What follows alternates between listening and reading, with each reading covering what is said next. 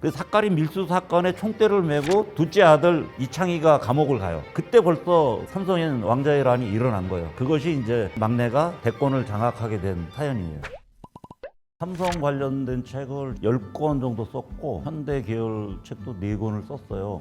봤죠? 정 PD 덕분에 몰아서 봤어요. 반은 맞고 반은 딴 얘기가 많이 섞여 들어가. 다들 삼성이라고 그러니까 삼성이고. 그러니까 제가 얘기 드리고 싶은 거는 진양철 회장이 이병철 회장하고 이건희 회장하고 이게 믹서가 된 사람이에요. 왜냐하면 삼성 자동차는 이병철 회장 계실 때는 있지도 않았고, 그리고 1987년도에 그 이병철 회장님이 돌아가셨어요. 삼성 자동차는 그 위에 태어난 건데 얘기하면 믹서가 된 거다.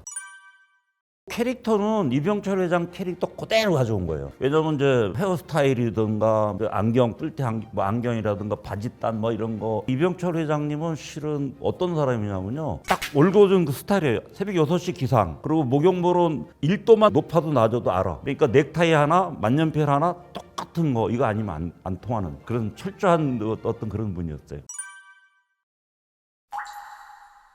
그거는 사실이 아닙니다. 처음에 이건희 회장이 동양방송이라는 데 이사로 일할 때인데 누구한테 들었어요. 그리고 미국 여행을 자주 다니잖아요. 반도체 공장을 구경한 거야. 이건희 회장님이. 미래의 산업의 씨앗이라고 깨달은 거는 이건희 회장이에요. 그래갖고 지금 부천이라는데 한국 반도체라는 회사가 있었어요. 그 회사는 어떤 회사냐면 박정희 대통령 때 전자시계라는 거 있잖아요. 깜빡깜빡하고 아날로그에서 조금 넘어간 디지털 칩을 만드는 회사였는데 부도가 났어요. 그래갖고 이건희 회장이 자기 사재를 털어서 그래갖고 그거를 아버지한테 계속 건의를 해요. 근데 아버지가 테레비 하나 만들어 파는 것보다도 안 되는 요만한 좁쌀 많은 걸 왜 하냐 전제 반대하시다가 홍진기 회장이라고 사돈, 그러니까 홍라희 여사 부군이 그러니까 우리 사위 말이 맞습니다. 그래갖고 이병철 회장이 일본 가서 다 조사를 해보니 이게 미래의 쌀이 되겠다. 그렇게 해서 시작된 게 반도체. 그러니까 이 드라마는 그거하고는 전혀 다른. 그래서 아까 궤를 좀 달리한다는 얘기를 좀 드린 겁니다.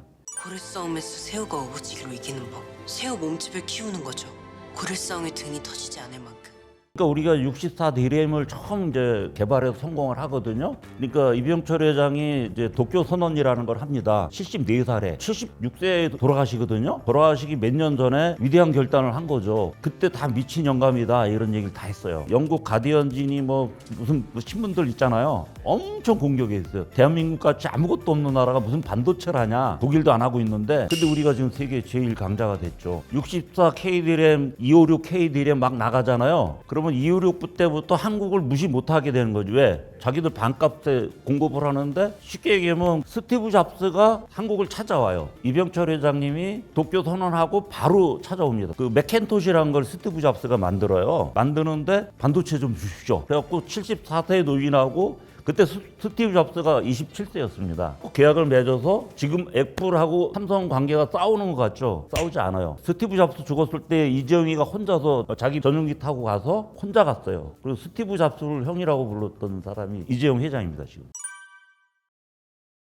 엄청난 라이벌이었죠. 처음에는 이병철 회장이 독보적이었는데 80년도 들어서면서부터 현대가 삼성을 이겨나가요. 그게 이제 드라마에 그대로 나오는 것 같은데 삼성그룹은 경박당서예요. 생필품이나 이런 거 제당, 모직 아니면 전자 이런 식으로 작은 걸 하는데 현대그룹은 중후장대 기업이에요. 조선, 자동차, 제강 이런 거 하잖아요. 박정희 대통령이 산업화 경제화 시킬 때 제일 밀어줬던 사람이 현대 정재용 회장이거든요.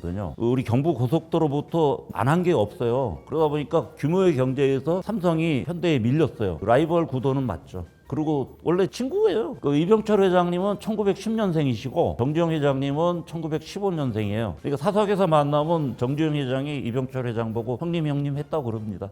하나만 약속해요. 호적만큼은 더럽히지 않겠다고. 그거는 이제 드라마하고는 실제로는 완전히 다릅니다. 왜냐하면 이병철 회장이 1965년인가를 이제 중앙 매스컴을 차리는데 그때 홍진기란 분은 사돈 관계 이제 일단 맺어진 관계에서 이렇게 시작됐거든요. 근데 지금 드라마에는 돼 있는 거를 이렇게 하는데 또 그것도 손자에 이런 식으로 됐는데 중앙 매스컴을 이병철 회장이 다 만들었어요. 이게 첨언으로 얘기 드리면 이게 왜 중앙 매스컴을 왜 만들었냐면 선거 때마다 이제 정치 자금을 원하잖아요. 이번에 정권 교체 될 겁니다, 아버지. 그래서 말인데요. 재선 자금 지금이 골든타임 아니에요? 너무 과도하게 돈을 달라고 그러니까 기업에서 뭐 하냐, 돈 버는 것보다 뜯기는 게 더 많다 그래갖고 이병철 회장이 정치를 결심해요. 나도 이제 국회의원 하든지 뭐 해서 이놈들을 막 해야겠다는데 그거는 좀 자기가 아무리 생각해봐도 그래서 언론사를 차려서 정치 세력하고 견제해야겠다. 그래갖고 이제 중앙일보를 만들었는데 중앙일보가 엄청나게 성공을 합니다. 홍진기 회장을 만든 사람이 이병철 회장이에요. 사돈이고. 아진 자동차 주유소 우리 순양 자동차와 합병하고 글로벌 탑10 자동차 회사를 만들겠습니다. 기아 인수하려고 굉장히 노력 많이 했죠. 왜냐면 이건희 회장이 자동차 마니아라고 그러잖아요. 근데 삼성 자동차가 밑바닥에 물 붓듯이 돈이 들어가는 거예요. 그리고 IMF가 일어났어. 그럼 금리가 엄청 나잖아요. 막 20% 30% 올라가니까 이제 삼성도 감당이 안 되는 거지. 그래서 이제 그거 위기를 넘기려고 삼성 어떤 브랜드 이미지가 있으니까 기아가 3위였어요. 3위. 대우 자동차가 2위였고. 그래갖고 드라마에 나온 거 아진 자동차가 있잖아요. 그런 식의 어떤 그 트릭이 자기들끼리 오고 가는 게 있었어. 엄청 노력했는데 실패했죠. 아예 니는 하나밖에 없는 고명딸이다. 아버지. 앞으로도 쭉 그래 살자. 진양철 고명딸로. 조금 다르긴 한데 그게 지금 신세계 그룹 회장님이잖아요. 이병철 회장이 돌아가실 때 유산을 남겨준 게 신세계 백화점하고 조선호텔밖에 안 줬어요. 근데 그 드라마에도 그렇게 호텔, 백화점 이런 식으로 나오더라고요. 근데 이병철 회장님이 가장 자기 닮았다 그러고 아끼던 딸이고 골프장 갈 때는 꼭 데리고 다니던 귀여운 딸이었어요. 제가 책을 쓴 사람으로 보면 굉장히 영리하고 치밀하고, 그러니까 아버지를 가장 많이 닮은 딸. 만약에 아들이었으면 이명희가 후계자가 됐을 가능성이 제일 커요. 회장님께서는 순양을 위한 마지막 선택이라고 하셨습니다. 이것도 팩트가 다른 게 뭐냐면요. 이학수는 이건희의 비서실장이었어요. 최고의 비서실장이었고 이병철 회장의 비서실장은 소병해라고 있어요. 그분이 20년 이상을 그래서 딱 보좌를 했어요. 제가 볼 때는 이항재는 소병이라고 보고 이학수 씨는 지금도 생존해 계시지만 이건희의 최고의 비서실장이었죠. 삼성은 비서실이 가장 막강해요. 청와대 비서실보다도 더 정보력이 강하다고 소문이 났잖아요. 해외에서 무슨 사건이 나도 청와대보다 삼성 비서실이 먼저 알아요. 나는 새도 떨어뜨린다는 얘기가 소병입니다. 돈으로 지분을 사들이든지 실력으로 경영 능력을 입증하든지 어때? 그 마음대로 해봐라.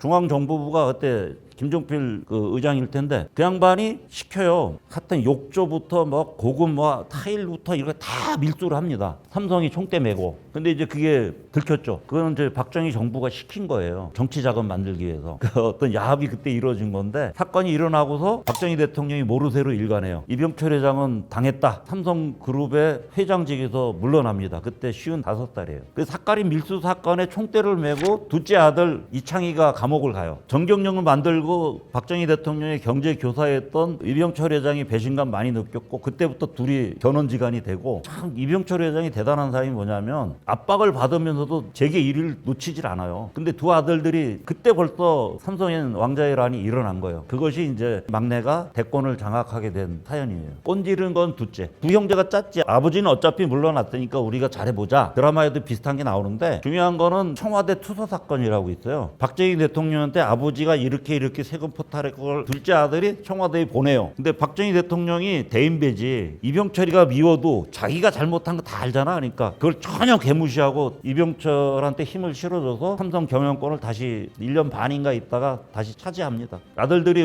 왕자의 란을 일으켰어요. 그게 청와대 투소 사건. 그때 삼성이 계열사가 17개였어요. 그 아들 이맹희가 17개 명함의 다 사장이야 이제. 아버지가 퇴사에 일주일에 한 번씩 나가요. 55살이면 되게 젊은 나이잖아요. 자기가 다 일으킨 사업인데 아들이 잘하나 그러니까 진짜 잘못하는 거야. 가신들 이상한 사람들 갖다 두고 엉뚱한 말만 듣고 그러니까 명함을 하나씩 뺏어요. 네가 이거 다 못하지 않냐? 아버지니까 내놓을 수밖에 없잖아요. 17개를 다 뺏어요. 아버지가 아들을 정신병원에 잡아넣어요. 후계 구도를 생각해야 되니까 얘 맹이는 안 되겠다. 근데 창희가 또 그걸 딱 보고서 아버지가 안 되겠다 해갖고 청와대에 우리 아버지 비리를 투서 사건을 일으킵니다. 근데 그거를 보고 박정희 대통령이 이병철 회장 편을 들어준 거예요. 그 투서 사건대로라면 이병철 회장이 감옥을 가야 되거든. 안 보내고 그래서 다시 1년 반 후에 경영 일선에 복귀하는 게 이병철 회장입니다. 그래도 자동적으로 두 아들은 제거가 된 거예요. 내가 왜 이 자리까지 왔는지 아나?